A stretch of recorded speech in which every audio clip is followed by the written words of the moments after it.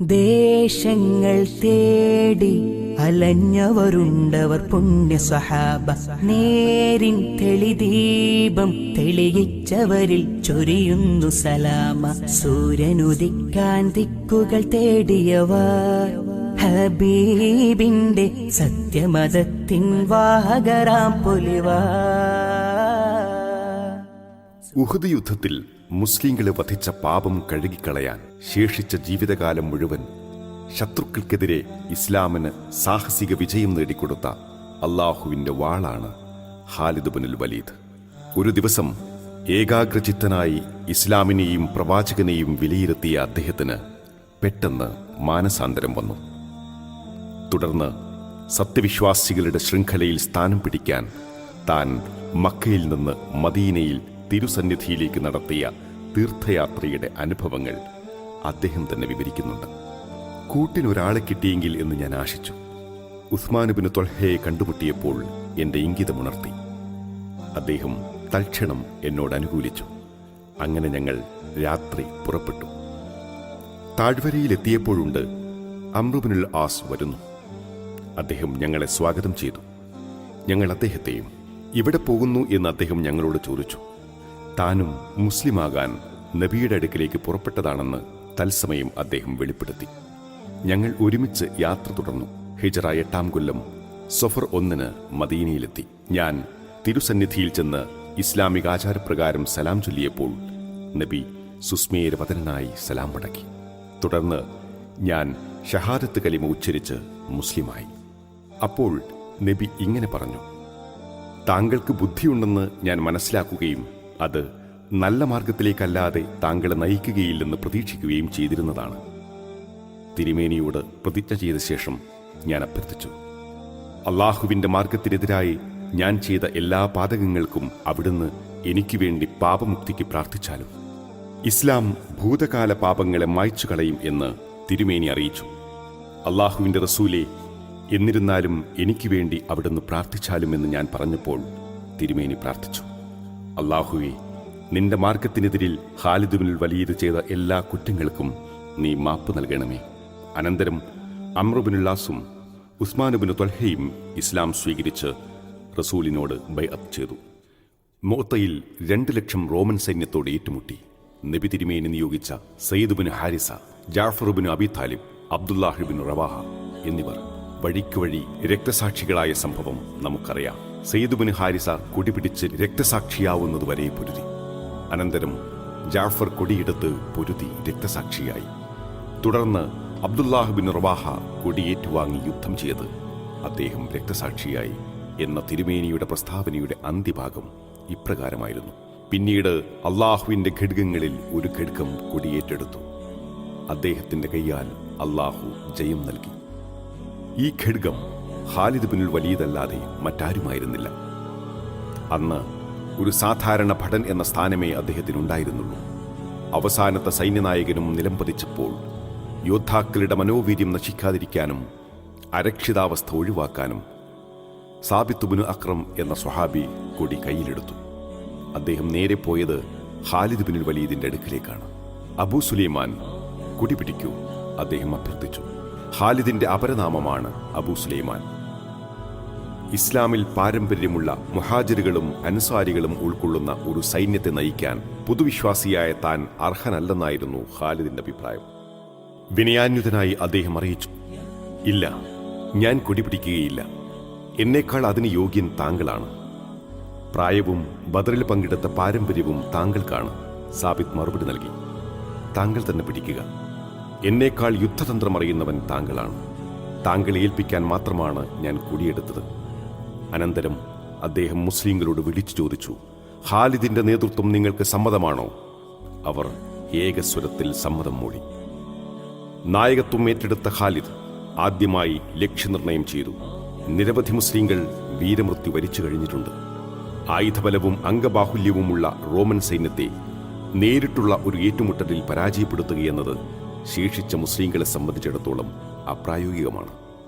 കൂടുതൽ ജീവഹാനിക്കിടവരുത്താതെ സുരക്ഷിത സ്ഥാനത്തേക്ക് പിന്മാറുന്നതിൽ കവിഞ്ഞ മറ്റൊരു മാർഗത്തെക്കുറിച്ച് ആ സാഹചര്യത്തിൽ ചിന്തിക്കാനില്ല. വിവേകവും തന്ത്രവും അതുമാത്രമാണ് താൻ. പക്ഷേ പിൻവാങ്ങാൻ പോലും കഴിയാത്ത വിധം ശത്രുക്കളാൽ വളയപ്പെട്ടിരുന്നു അവർ. പ്രഗത്ഭനായ ഖാലിദ് ബിനുൽ വലീദ് യുദ്ധരംഗം ആകെയൊന്ന് വീക്ഷിച്ചു. എന്നിട്ട് സൈന്യത്തെ ചെറു സംഘങ്ങളാക്കി തിരിച്ച് ഓരോ സംഘത്തെയും ഓരോ ചുമതലയേൽപ്പിച്ചു. ഒടുവിൽ തന്റെ അത്ഭുതാവഹമായ യുദ്ധതന്ത്രവും കഴിവും ഉപയോഗപ്പെടുത്തി അദ്ദേഹം ശത്രുവലയത്തിൽ ഒരു വലിയ വിടവ് സൃഷ്ടിച്ച് അതിലൂടെ മുസ്ലിം സൈന്യത്തെ മുഴുവൻ രക്ഷപ്പെടുത്തി. അദ്ദേഹം ഈ നടപടി കൈക്കൊണ്ടിരുന്നില്ലെങ്കിൽ മുഅ്ത യുദ്ധത്തിൽ ഒരു മുസ്ലിം ഭടനും അവശേഷിക്കുമായിരുന്നില്ല. ഈ സംഭവത്തെ തുടർന്നാണ് അള്ളാഹുവിന്റെ വാൾ എന്ന അത്യുന്നത ബഹുമതി നബി തിരുമേനി അദ്ദേഹത്തിന് നൽകിയത്. നബിയുടെ നേതൃത്വത്തിലുള്ള മക്കാ മോചന സേനയിൽ വലതുസേനയുടെ നായകനായിരുന്നു ഖാലിദ് ബിനുൽ വലീദ്. തിരുമേനിയുടെ വിയോഗം വരെ തന്റെ എല്ലാ കഴിവുകളും അദ്ദേഹം ഇസ്ലാമിന്റെ അഭ്യുന്നതിക്കായി അർപ്പിച്ചു. അബൂബക്കർ സിദ്ദീഖിന്റെ ഭരണകാലത്ത് ഇസ്ലാമിനെതിരായി എല്ലാ ദുശക്തികളും സംഘടിച്ച് നടത്തിയ ആപത്കരമായ കലാപം അടിച്ചമർത്തുന്നതിൽ കഥാപുരുഷൻ വഹിച്ച പങ്ക് വലുതാണ്. ഇസ്ലാമിക ചരിത്രത്തിലെ ഏറ്റവും വലിയ ഭീഷണിയായിരുന്നു ഇത്. അറേബ്യയുടെ അതിർത്തിക്ക് പുറത്തും അതിന്റെ വിഷവായു ആഞ്ഞടിച്ചു. നികുതി നിഷേധത്തിൽ നിന്നും നിയമലംഘനത്തിൽ നിന്നും ഇസ്ലാമിൽ നിന്നുമുള്ള കൂറുമാറ്റത്തിൽ നിന്നും ആരംഭിച്ച ഈ ശുഷ്കിച്ച പ്രസ്ഥാനം ദ്രുതഗതിയിൽ വികസിച്ച് ഒരു കൊടുങ്കാറ്റായി മാറി. സ്വാർത്ഥികളും സ്ഥാനക്കുതിയരും മോഹഭംഗം സംഭവിച്ചവരും സിംഹാസനങ്ങൾ നഷ്ടപ്പെട്ടവരും വ്യാജപ്രവാചകത്വവാദത്തിലൂടെ നേതൃത്വവും ദിഗ്വിജയവും സ്വപ്നം കണ്ടവരും ഒരേ ചങ്ങലയിൽ കോർത്തിണക്കപ്പെട്ടു. ഇസ്ലാമിന്റെ ജൈത്രയാത്ര കാരണം സ്വന്തം ഭാവിയിൽ ആശങ്കാകുലരായി തീർന്ന പേർഷ്യൻ റോമൻ സാമ്രാജ്യങ്ങൾ അതിർത്തിക്ക് പുറത്തുനിന്ന് ചരടുവലിച്ചു. മക്കയിലും മദീനയിലും ത്വായിഫിലും ഒറ്റപ്പെട്ട ചില സ്ഥലങ്ങളിലും പരിമിതമായി തീർന്ന ഇസ്ലാമിനെ ഒറ്റയടിക്ക് നിർമ്മാർജ്ജനം ചെയ്യാനായിരുന്നു കലാപകാരികളുടെ ആസൂത്രണം. പക്ഷേ വിനയാന്വിതനും വയോധികനുമെങ്കിലും കരുത്തനായ അബൂബക്കർ സിദ്ദീഖായിരുന്നു ഇസ്ലാമിന്റെയും മുസ്ലിങ്ങളുടെയും രക്ഷാധികാരി. നബി തിരുമേനിയുടെ വിയോഗത്തിന്റെ വ്രണം ഉണങ്ങുകയോ നേതൃത്വം ഏറ്റെടുത്ത് ചൂടാറുകയോ ചെയ്യുന്നതിനു മുൻപ് കൂറുമാറ്റത്തിന്റെയും സായുധ കലാപത്തിന്റെയും സംഭ്രമജനകമായ റിപ്പോർട്ടുകളാണ് രാജ്യത്തിന്റെ നാനാഭാഗങ്ങളിൽ നിന്ന് അദ്ദേഹത്തിന് വന്നുകൊണ്ടിരുന്നത്. ഖലീഫയുടെ ചുമതലബോധം ഉണർന്നു. താൻ ഭരണകർത്താവ് എന്നതിലുപരി ഇസ്ലാമിന്റെ രക്ഷാധികാരി കൂടിയാണെന്ന് അദ്ദേഹം ഓർത്തു. ഇസ്ലാമില്ലെങ്കിൽ താനില്ല. അതിനാൽ പ്രതിബന്ധങ്ങളെ വകവയ്ക്കാതെ എല്ലാ വിഷയങ്ങളും മാറ്റിവെച്ച് കലാപം മുതുക്കി ഇസ്ലാമിന്റെ പ്രതാപം വീണ്ടെടുത്തിട്ട് വേറെ കാര്യം എന്ന ദൃഢപ്രതിജ്ഞയോടെ അബൂബക്കർ സിദ്ദീഖ് സൈന്യത്തെ സ്വയം നയിച്ചു. വമ്പിച്ച സൈന്യത്തോടെ മുസ്ലിങ്ങളെ ആക്രമിക്കാൻ ഇറങ്ങിത്തിരിച്ച അബ്സ്, മുറ, ദുബിയാൻ ഗോത്രക്കാരായിരുന്നു അദ്ദേഹത്തിന്റെ ലക്ഷ്യം. ഘോരവും ദീർഘവുമായ ഒരേറ്റുമുട്ടലിൽ മുസ്ലിങ്ങൾ ഇവർക്ക് കനത്ത പരാജയമേൽപ്പിച്ചു. മദീനയിൽ തിരിച്ചെത്തി വിശ്രമിക്കുന്നതിനു മുമ്പ് ഇതര ഭാഗങ്ങളിലെ കലാപങ്ങൾ ഒതുക്കാൻ ഖലീഫ വീണ്ടും സൈന്യസമേതം പുറപ്പെട്ടു. സാഹസങ്ങൾക്ക് മുതിരാതെ അദ്ദേഹം തലസ്ഥാന നഗരിയിൽ ഇരുന്ന് നേതൃത്വം നൽകുന്നതാണ് ബുദ്ധി എന്ന അഭിപ്രായക്കാരായിരുന്നു മുതിർന്ന സ്വഹാബികൾ. അലിയുബിനു അബി ത്വാലിബ് ഒട്ടകത്തിന്റെ മൂക്കുകയർ പിടിച്ച് അദ്ദേഹത്തെ വഴിയിൽ തടഞ്ഞുവെച്ചിട്ട് ചോദിച്ചു, തിരുമേനിയുടെ പിൻഗാമി എവിടെ പോകുന്നു? ഉഹദ് യുദ്ധത്തിൽ നബി താങ്കളോട് പറഞ്ഞ വാക്കുകൾ ഞാനും ആവർത്തിക്കട്ടെ. അബൂബക്കർ, വാൾ ഉറയിലിടും. ജീവൻ അപകടപ്പെടുത്തി ഞങ്ങളെ വേദനിപ്പിക്കരുത്. സ്വഹാബികളുടെ സമ്മർദ്ദത്തിന് വഴങ്ങാൻ നിർബന്ധിതനായി തീർന്ന ഖലീഫ സൈന്യത്തെ 11 സംഘങ്ങളായി തിരിച്ച് ഓരോ സംഘത്തിനും പ്രത്യേകം നായകനെ നിശ്ചയിക്കുകയും അവരുടെ ചുമതലകൾ നിർണയിക്കുകയും ചെയ്തു. ഇതിൽ താരതമ്യേന വലിയ സംഘത്തിന്റെ തലവനായി ഖാലിദിനെയാണ് തെരഞ്ഞെടുത്തത്. സൈന്യത്തലവന്മാരുടെ കൈകളിൽ കൊടിയേൽപ്പിക്കുമ്പോൾ ഖാലിദിന്റെ സമീപം എത്തിയ അബൂബക്കർ സിദ്ദീഖ് ഇപ്രകാരം പറഞ്ഞു: ഖാലിദ് ബിനുൽ വലീദ് അള്ളാഹുവിന്റെ ഉത്തമദാസനും മുസ്ലിങ്ങളുടെ ഗുണകാംക്ഷിയുമാണെന്നും അവിശ്വാസികൾക്കും കപടന്മാർക്കും എതിരിൽ അള്ളാഹു ഊരിയ അവന്റെ വാളുകളിൽ ഒരു വാളാണ് അദ്ദേഹമെന്നും നബി തിരുമേനി അരുളിയത് ഞാൻ കേട്ടിട്ടുണ്ട്. ദൈവമാർഗത്തിൽ ഇറങ്ങിത്തിരിച്ച ഖാലിദും സൈന്യവും യുദ്ധത്തിൽ നിന്ന് യുദ്ധത്തിലേക്കും വിജയത്തിൽ നിന്ന് വിജയത്തിലേക്കും പ്രയാണം ചെയ്ത് നിർണായക സംഘട്ടനത്തിന്റെ വക്കത്തെത്തി. യമാമയിൽ ബനു അനീഫക്കാരും സഖ്യഗോത്രങ്ങളും മണിനിരന്ന മുസൈലിമത്തുൽ ഖദ്ദാബിന്റെ നേതൃത്വത്തിലുള്ള വൻ സൈന്യത്തെ ലക്ഷ്യമാക്കി നീങ്ങാൻ മദീനയിൽ നിന്ന് ഖലീഫയുടെ ഉത്തരവ് കിട്ടി. ഇക്രിമത്ത് ബിനു അബീ ജഹലിന്റെ നേതൃത്വത്തിൽ വന്ന മുസ്ലിം സൈന്യത്തെ അനായാസം തോൽപ്പിച്ചതിൽ ഊറ്റം കൊണ്ട മുസൈലിമ ഖാലിദിന്റെ ആഗമന വാർത്തയറിഞ്ഞ് സൈന്യത്തെ പുനഃസംഘടിപ്പിച്ച് സുസജ്ജമാക്കി. ഇരു സൈന്യവും യമാമയിൽ ഏറ്റുമുട്ടി. പൊരിഞ്ഞ പോരാട്ടം. വീശിയടിക്കുന്ന കാറ്റിൽ അടർന്നു വീഴുന്ന പൂക്കളെപ്പോലെ മുസ്ലിം യോദ്ധാക്കൾ തുരുതുരെ മരിച്ചു വീണു. ഖാലിദിന്റെ കൂടാരം ശത്രുക്കൾ തകർക്കുകയും അദ്ദേഹത്തിന്റെ പ്രിയതമ ഒരു ശത്രുഭടന്റെ ഔദാര്യം കൊണ്ട് മാത്രം മൃത്യുവിൽ നിന്ന് രക്ഷപ്പെടുകയും ചെയ്തു. യുദ്ധഗതി ശത്രുക്കൾക്ക് അനുകൂലമാണെന്ന് കണ്ട ഖാലിദ് ബിനുൽ വലീദ് സമീപത്തുള്ള കുന്നിന്മേൽ കയറി രംഗവീക്ഷണം നടത്തി. തന്റെ സൈന്യത്തിന്റെ ദൗർബല്യങ്ങൾ മനസ്സിലാക്കി. യുദ്ധത്തിന്റെ രൂക്ഷതയിൽ തളർന്നുപോയ മുസ്ലിങ്ങളുടെ ചുമതലബോധം പുനരുജ്ജീവിപ്പിക്കാൻ കഴിഞ്ഞാൽ വിജയം സുനിശ്ചിതമാണെന്ന് അദ്ദേഹം കണ്ടു. ഓരോ അണിയും വെവ്വേറെ നിൽക്കട്ടെ, അവരുടെ ത്യാഗങ്ങൾ ഇന്ന് വേർതിരിച്ച് കാണാൻ കഴിയണം, അദ്ദേഹം ആജ്ഞാപിച്ചു. മുഹാജിറുകളും അൻസ്വാരികളും വെവ്വേറെ നിന്നു. ഓരോ ഗോത്രക്കാരും പ്രത്യേകം വ്യൂഹങ്ങളായി.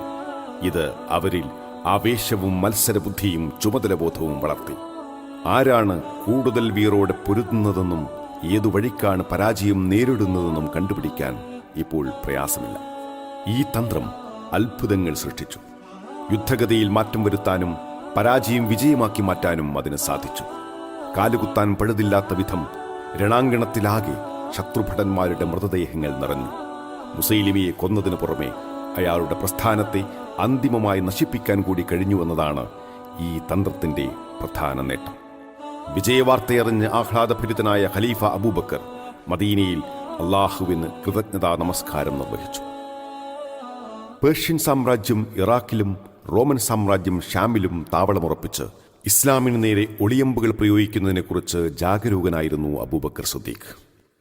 ഇറാഖിലും ഷാമിലും തേർവാഴ്ച നടത്തുക മാത്രമല്ല അവർ ചെയ്തത്, അവിടങ്ങളിലെ ഭൂരിപക്ഷം വരുന്ന അറബികളെ മുസ്ലിങ്ങൾക്കെതിരിൽ തിരിച്ചുവിടുകയും അങ്ങനെ അറബികളെ തമ്മിലടിപ്പിച്ച് മുതലെടുക്കുകയും ചെയ്തു. തന്മൂലം സൈന്യസമേതം ഇറാഖിലേക്ക് നീങ്ങാൻ അദ്ദേഹം ഖാലിദിന് നിർദ്ദേശം നൽകി. ഇറാഖിലെത്തിയ അദ്ദേഹം ആദ്യമായി ചെയ്തത് ഇസ്ലാമിന്റെ മേധാവിത്വം സ്വീകരിക്കാൻ ആവശ്യപ്പെട്ട് കിസ്ര ചക്രവർത്തിയുടെ ഗവർണർമാർക്കും ഭരണോദ്യോഗസ്ഥർക്കും കത്തുകൾ അയക്കുകയാണ്. പരമകാരുണികനും കരുണാവാരിധിയുമായ അള്ളാഹുവിന്റെ നാമത്തിൽ ഖാലിദ് ബിനുൽ വലീദ് പേർഷ്യൻ നാടുവാഴികൾക്ക് എഴുതുന്നത്: സന്മാർഗം പിൻപറ്റിയവർക്ക് സലാം. നിങ്ങളുടെ പരിവാരങ്ങളെ ശിഥിലമാക്കുകയും ആധിപത്യത്തെ തകർക്കുകയും തന്ത്രങ്ങളെ വിഫലമാക്കുകയും ചെയ്ത അള്ളാഹുവിനാണ് എല്ലാ സ്തുതിയും. ഞങ്ങളുടെ നമസ്കാരം തുടരുകയും ഞങ്ങളുടെ ഖിബിലയിലേക്ക് നേരെ കുമ്പിടുകയും ഞങ്ങൾ അറുത്തത് തിന്നുകയും ചെയ്യുന്നവൻ മുസ്ലിമാണ്. ഞങ്ങൾക്കുള്ള അവകാശങ്ങളും ബാധ്യതകളും അവനുമുണ്ട്. എൻ്റെ ഈ കത്ത് കിട്ടിയാൽ നിങ്ങൾ കപ്പം കൊടുത്തേക്കണം.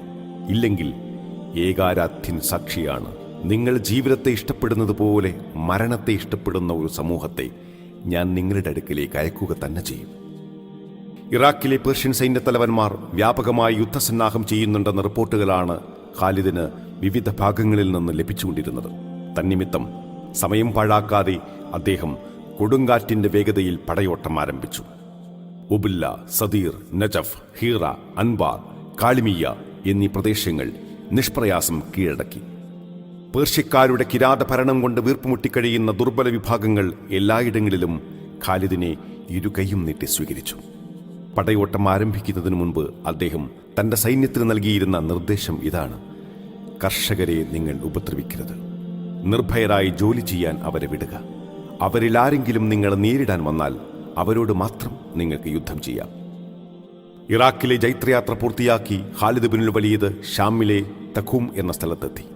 മുസ്ലിങ്ങൾ മുഴക്കിയ തക്ബീറിലൂടെ ഷാമിലെ റോമക്കാർ തങ്ങളുടെ മരണമണി മുഴങ്ങുന്നത് കേട്ടിരിക്കണം. പേർഷ്യക്കാർക്കെതിരിൽ ഇറാഖിൽ കൈവന്ന വിജയത്തിൽ നിന്ന് ആവേശം നുകർന്ന ഖലീഫ അബൂബക്കർ ഷാമിൽ തത്തുല്യമായി പടയോട്ടം നടത്താൻ Abu Ubaidah bin Jarrah, Amr binul As, Yazid bin Abi Sufyan, Muawiya bin Abi Sufyan തുടങ്ങിയ പ്രാപ്തരായ പടനായകന്മാരുടെ നേതൃത്വത്തിൽ ഏതാനും സൈന്യങ്ങളെ അയച്ചു. വിവരമറിഞ്ഞ റോമൻ ചക്രവർത്തി മുസ്ലിങ്ങളോട് ഏറ്റുമുട്ടി പരാജയപ്പെടുന്നതിനേക്കാൾ ഭേദം സന്ധിയിലേർപ്പെടുന്നതാണെന്ന് മന്ത്രിമാരെയും സൈന്യമേധാവികളെയും ഉപദേശിച്ചുവെങ്കിലും യുദ്ധം ചെയ്തേ തീരൂ എന്ന നിലപാടാണ് അവർ സ്വീകരിച്ചത്. തന്റെ കുതിരയെ ഞങ്ങളുടെ മണ്ണിൽ ചവിട്ടിക്കാൻ കഴിയാത്ത വിധം അബൂബക്കറിന് ഞങ്ങൾ പണിയുണ്ടാക്കുമെന്ന് വീരവാദം മുഴക്കി അവർ യുദ്ധത്തിന് വട്ടം കൂട്ടി. 2,40,000 പേരുള്ള മഹാസേനയായിരുന്നു അവരുടേത്. സ്ഥിതിയുടെ ഗൗരവാവസ്ഥ മുസ്ലിം പടത്തലവന്മാർ അറിയിച്ചപ്പോൾ അബൂബക്കർ പ്രഖ്യാപിച്ചു: ഖാലിദിനെ കൊണ്ട് ഞാൻ അവരുടെ ഭ്രാന്ത് മാറ്റുക തന്നെ ചെയ്യും.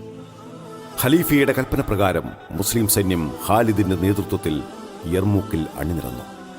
പ്രബലമായൊരു സാമ്രാജ്യ ശക്തിയെയാണ് നേരിടാനുള്ളത്. അംഗസംഖ്യ നോക്കുമ്പോൾ ശത്രുക്കളോട് പൊരുതാൻ മുസ്ലിങ്ങൾ അർഹരല്ല. ഏകീഭാവവും ഉത്തരവാദിത്വബോധവും ആത്മവീര്യവും കൊണ്ടുവേണം ശത്രുക്കളെ കീഴടക്കാൻ. അതിനാൽ യുദ്ധം ആരംഭിക്കുന്നതിന് മുമ്പ് സ്വഭടന്മാരോട് ചെയ്ത പ്രസംഗത്തിൽ ഖാലിദ് ഇങ്ങനെ പ്രഖ്യാപിച്ചു: ഇത് അള്ളാഹുവിൻ്റെ പരീക്ഷണ ദിനങ്ങളിൽ ഒരു ദിനമാണ്. ഇന്ന് അഹങ്കാരവും ദുഷ്ചിന്തകളും പാടില്ല. നിഷ്കപടതയോടെ അള്ളാഹുവിൻ്റെ പ്രീതി മാത്രം കാക്ഷിച്ചു വേണം നിങ്ങൾ അടരാടാൻ. വരൂ, നമുക്ക് നേതൃത്വം പങ്കിടാം. ഇന്നൊരു നായകൻ, നാളെ മറ്റൊരാൾ, മറ്റന്നാൾ മൂന്നാമൻ. ഇങ്ങനെ ഊഴമനുസരിച്ച് നിങ്ങളെല്ലാം ഓരോ ദിവസം സൈന്യ നേതൃത്വം വഹിക്കണം. സംഘട്ടനത്തിന്റെ മൂർധന്യത്തിൽ പുതുവിശ്വാസികളിൽ ആത്മാർത്ഥത കുറഞ്ഞവർ പേടിച്ച് പിന്മാറാൻ സാധ്യതയുണ്ട്. 2-3 വ്യക്തികൾ ഓടിയാൽ മതി, അത് ദൂരവ്യാപകമായ പ്രത്യാഘാതങ്ങൾ ഉണ്ടാക്കും.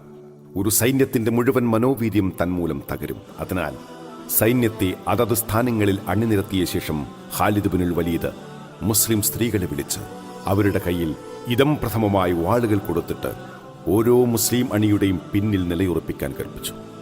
ആരെങ്കിലും തിരിഞ്ഞോടുന്നത് കണ്ടാൽ വെട്ടിക്കൊല്ലാനായിരുന്നു അവർക്കുള്ള നിർദ്ദേശം.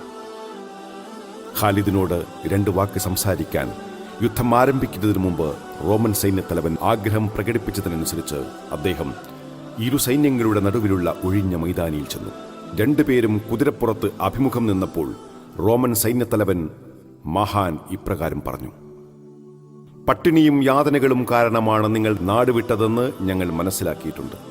നിങ്ങൾക്ക് സമ്മതമാണെങ്കിൽ ഓരോ ഭടനും 10 സ്വർണ്ണനാണ്യവും പുടവയും ഭക്ഷണവും ഞാൻ തരാം. നിങ്ങൾ സ്വരാജ്യത്തേക്ക് തിരിച്ചു പോകണം. അടുത്ത കൊല്ലവും ഇതേ സഹായം ഞാൻ നിങ്ങൾക്ക് എത്തിക്കുന്നതാണ്.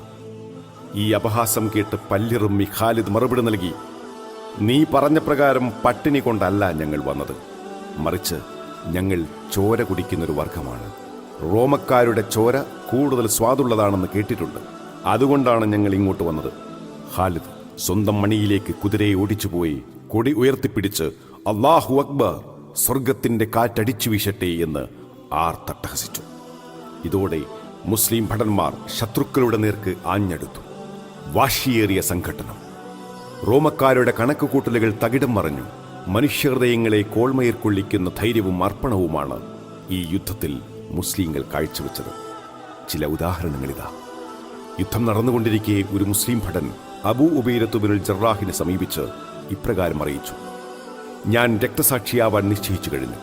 ഞാൻ നബി തിരുമേനിയെ കണ്ടുമുട്ടുമ്പോൾ താങ്കൾക്ക് വേണ്ടി വല്ല വിവരവും പറയേണ്ടതുണ്ടോ? ഉണ്ട്, അബൂ ഉബൈദ പറഞ്ഞു. പ്രവാചകരെ, ഞങ്ങളുടെ നാഥൻ ഞങ്ങൾക്ക് നൽകിയ വാഗ്ദാനം പുലർന്നു കഴിഞ്ഞുവെന്ന് താങ്കൾ തിരുമേനിയോട് പറയുക. ശരവേഗതയിൽ സമരമുഖത്തേക്ക് കുതിച്ച ആ ധീരഭടൻ പൊരുതി രക്തസാക്ഷിയായി. റോമൻ സൈന്യത്തിന്റെ സമ്മർദ്ദം ദുർവഹമായപ്പോൾ അബൂജഹലിന്റെ മകൻ ഇക്രിമ മുസ്ലിങ്ങളോട് വിളിച്ചു പറഞ്ഞു: അള്ളാഹു എന്നെ സന്മാർഗത്തിലാക്കുന്നതിന് മുൻപ് നബി തിരുമേനിയോട് നിരന്തരം യുദ്ധം ചെയ്ത ഞാൻ ഇന്ന് ദൈവശത്രുക്കളെ പേടിച്ച് ഓടുകയോ? എന്നോടൊപ്പം രക്തസാക്ഷ്യത്തിന് പ്രതിജ്ഞയെടുക്കാൻ ആരുണ്ട്? ഒരു സംഘം മുസ്ലിങ്ങൾ ഇക്രിമയുടെ നേതൃത്വത്തിൽ പൊരുതി മരിക്കുമെന്ന് പ്രതിജ്ഞയെടുത്ത് യുദ്ധരംഗത്തേക്ക് ചാടി വീണ് അതിശക്തമായ ആക്രമണം നടത്തി. മാരകമായ പരിക്കുകളേറ്റ് ചില മുസ്ലിം യോദ്ധാക്കൾ രണഭൂമിയിൽ കിടക്കുന്നു. മരണവക്തത്തിൽ ഒരിറക്ക് വെള്ളത്തിനു വേണ്ടി അവർ കരഞ്ഞു. വെള്ളം കൊണ്ടുവന്ന് വായിലേക്ക് അടുപ്പിക്കുമ്പോൾ അടുത്തുനിന്ന് സ്നേഹിതന്റെ ദീനരോധനം കേൾക്കുന്നു. താൻ കുടിക്കാതെ അത് സ്നേഹിതന് കൊടുക്കാൻ ആംഗ്യം കാണിക്കുന്നു.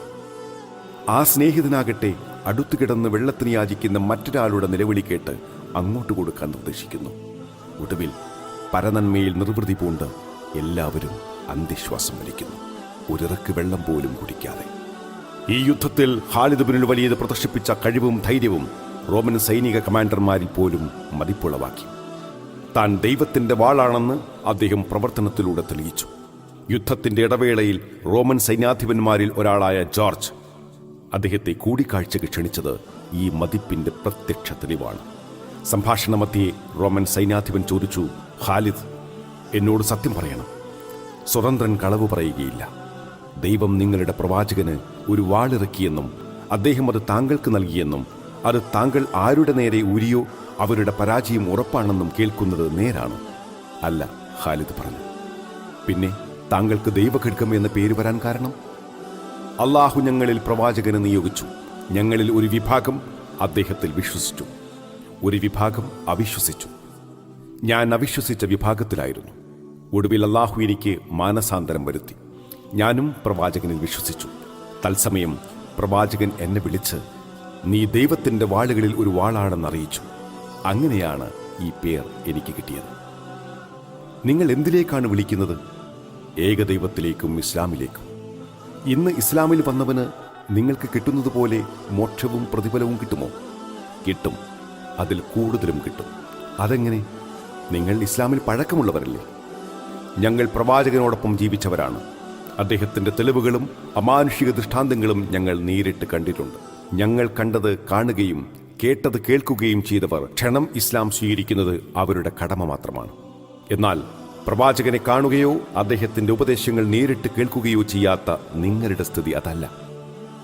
കാണാതെയും കേൾക്കാതെയുമാണ് നിങ്ങൾ വിശ്വസിക്കുന്നത്. അപ്പോൾ ഉദ്ദേശ്യവും പ്രവൃത്തിയും നന്നാക്കിയാൽ നിങ്ങൾക്ക് കിട്ടുന്ന പ്രതിഫലം താരതമ്യേന വലുതും മഹത്തരവുമായിരിക്കും. അപ്പോൾ റോമൻ സൈന്യാധിപൻ ആവശ്യപ്പെട്ടു, ഖാലിദ്, എന്നെ ഇസ്ലാം പഠിപ്പിക്കൂ. തുടർന്ന് അദ്ദേഹം മുസ്ലിമായി 2 റക്അത്ത് നമസ്കരിച്ചു. വെറും 2 റക്അത്ത്. യുദ്ധം പുനരാരംഭിച്ചപ്പോൾ റോമക്കാരനായ ജോർജ് മുസ്ലിം പക്ഷത്ത് അണിനിരന്ന് പോരാടി. അദ്ദേഹം രക്തസാക്ഷിയാവുകയും ചെയ്തു.